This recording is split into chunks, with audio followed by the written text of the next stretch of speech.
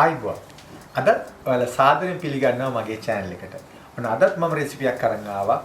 ඒ තමයි මේ කොහොමද මේ ස්පැනිෂ් බතක් හදාගන්නේ කියලා. මම ඉතින් බලනවා ඒක කොහොමද අපේ ශ්‍රී ලාංකික ආහාරයකට කොහොමද ඒක සම්බන්ධ කරගන්නේ කියලා.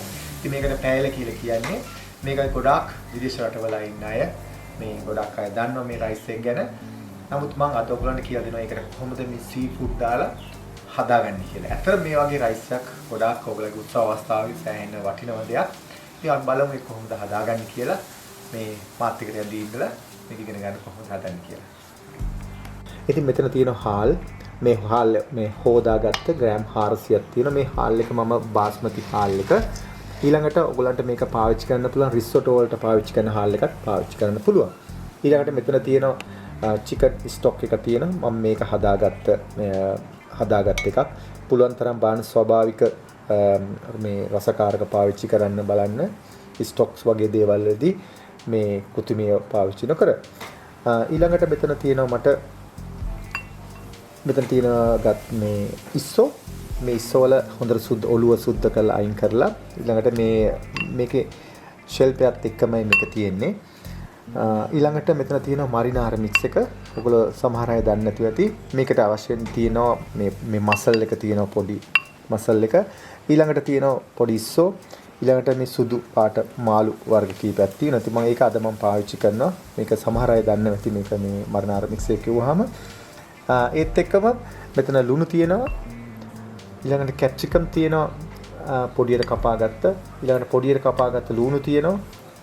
ඊළඟට ගොඩාක් පොඩියට කපාගත්ත සුදු ලුණු තියෙනවා. පාස්ලි තියෙනවා. ඊළඟට අපිට දෙහි අවශ්‍ය වෙන දෙහි තියෙනවා. ඊළඟට මේකේ පාට ගන්නවන්න අපිට තියෙන සෆරන් එක. ඉතින් සෆරන් හොයාගන්න බැරි නම් ඔබ දන්න සෆරන් බුරියානි වලට දාන. ඒක නැත්තම් ඔයගලන්ට පාවිච්චි කරන්න පුළුවන් කහ කුඩු ටිකක්. ඒක නිසා නැත්තම් ඔයගලන්ට හැමතැනම සෆරන් හොයාගන්න බැරි නිසා. ඉතින් මේ ටික තමයි මූලික වශයෙන් අපිට අවශ්‍ය වෙන්නේ. ඊළඟට අපිට මේකට අවශ්‍ය වෙන තෙල් තමයි මම පාවිච්චි කරන ඔලිව් ඔයිල් එක. ඉතින් අපි දැන් හදාගමු. ඉතින් මුලින්ම අපි මේ වගේ මේ මතක තියාගන්න මෙන්න මේ විදිහට පළල් හට්ටියක් තමයි මේකට අවශ්‍ය වෙන්නේ. සාමාන්‍යයෙන් මේ වගේ නිකන් හට්ටියක් හදන්න අමාරුයි. මේකට පළල් හට්ටියක් වෙන්නේ මේ වැඩේට. මේ ඊළඟට ඒක රබ් කරලා අපි මේ වගේ ඔලිව් ඔයිල් ටිකක් මේ විදිහට දාගන්න. ටේබල් ස්පූන් 3ක් විතර. ඒ දාගෙන ඒක රත් වෙනකොට අපි එකතු කරනවා ලුණු ටික. හොඳයි. ලුණු ටික. ඊළඟට මේ පොඩ ඔලිව් ඔයිල් එක. ඊළඟට සුදු ලුණු ටික. ඉතින් මේක මේ විදිහට අපි සෝට කරගන්න ඕනේ. නැත්නම් මේක ටෙම්පරාචර් කරගන්න ඕනේ. ඊළඟට මම මේකට එකතු කරනවා කැප්සිකම් ටික.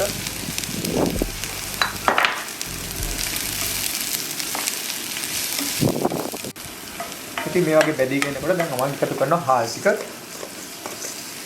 මේක හාල් හොඳට හොදලා කළා තිබුණේ. මේ ඔක්කොම එකතු කරලා මේකත් පොඩ්ඩක් බැදෙන්න ඕන.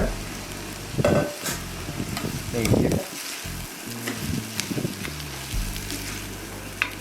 විදිහට මේකත් එක්ක හොඳට කවලම් වෙනකොට මම මේකට එකතු කරනවා ලුණු පරිස්සමෙන් දාන්න පොඩ්ඩක් ස්ටොප් දාන්න නිසා වැඩි කරගන්න එපා. ඊළඟට අපි මේ පාවිච්චි කරන සී ෆුඩ් වල ලුණු ගතිය තියෙන්න පුළුවන්. ඒ නිසා ඒක පරිස්සම් වෙන ලුණු මදිවත් දාගන්න පුළුවන්. ඊළඟට මම එකතු කරනවා ස්ටොප් එක.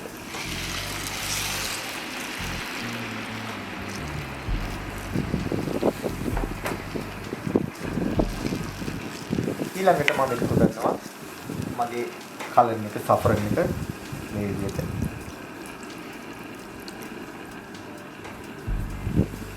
ඒකල්ල විනාඩි 10ක් විතර මේ වගේ තියාගන්න. මේකට තව වතුර ඕන වගේ තියෙන්නේ.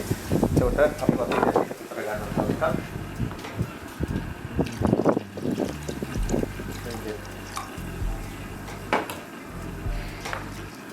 දැන් මේක හොඳට වහලා විනාඩි 10ක් විතර අපි මේ උයාගමු. ඊළඟට ඒ අතරේ අපි හදාගමු මේ සී ෆුඩ් එක. අපි ඊට පස්සේ මේ බැදගමු. දැන් මේ ඉස්සෝ ටික බැද ගන්නයි යන්නේ. ඉතින් අපිත් ඒ වගේම මේකට පාවිච්චි කරන්නේ ඔලිව් ඔයිල් ටිකක් මේ විදිහට. ඒකටත් මම පාවිච්චි කරනවා පොඩ්ඩක් ලුණු මේ විදිහට සුදු ලුණු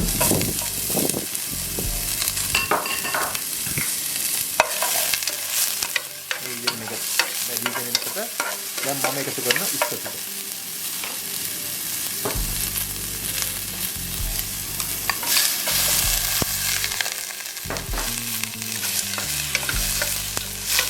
අපිට මේ වගේ හොඳට පාට වෙන්න ඕනේ. මේ මොකද තියාගන්න මේක හොඳ රස්නෙට තමයි ගන්න ඕනේ. ඒක ටික බැදෙන්න.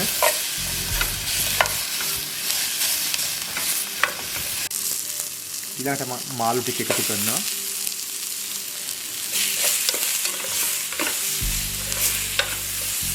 මේක මතක තියාගන්න මේක හොඳට සීල් වෙලා ගන්න ඕනේ. මොකද මේක නිකන් තඹ ඉන්න එකක් නෙවෙයි.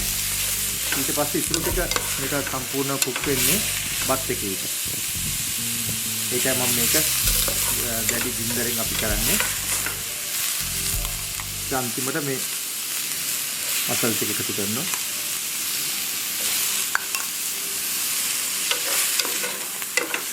ඔයගලන්ට ඕන නම් මේ වෙලාවේදී මිරිස් පොඩ්ඩක් එකතු කරන්න පුළුවන්. ඒක මේකට යන්නේ නැති දෙයක්. නමුත් ඔයගොල්ලෝ හිතනවා පොඩ්ඩක් දැවිල්ලට ඕනේ කියලා මේ එහෙමත් එකතු කරන්න පුළුවන්.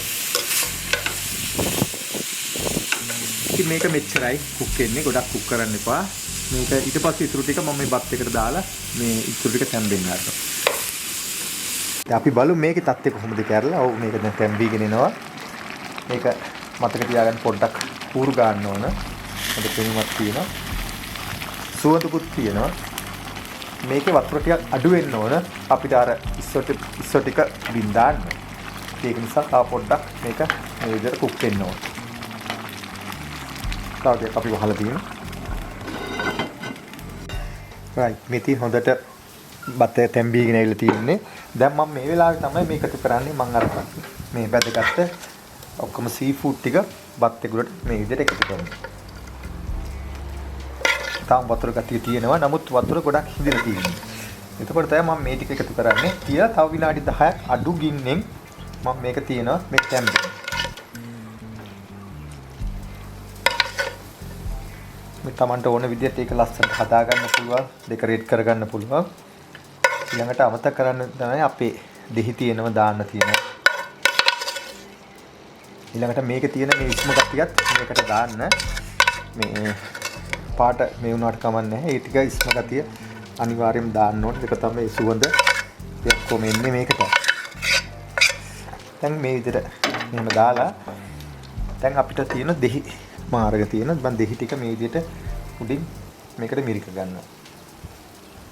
මට තියාන මම ගින්දර බොහොම අඩුවෙන් තියෙන්නේ. දෙහි ටික හොඳට මිරිකුණා. ඊළඟට මම මේක දැන් මේ විදිහට වහලා හොඳට සීල් වෙන්න තව විනාඩි 5ක් තියලා ඊට පස්සේ ලිප් ඔෆ් කරන ඔෆ් කරලා තව විනාඩි 5ක් තියලා තමයි මම මේක ඔයගලන්ට ඇරලා පෙන්නන්නේ.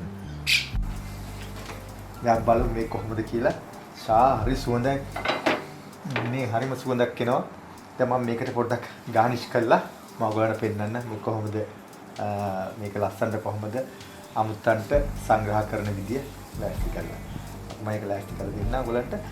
මේක ඉස්සෙල්ලම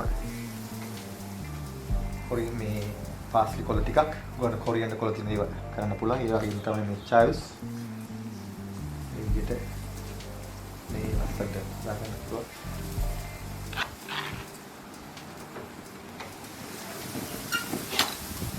ඉතින් මේ තමයි අද මම හදාගත්ත මේ පැයල කියන රයිස් එක.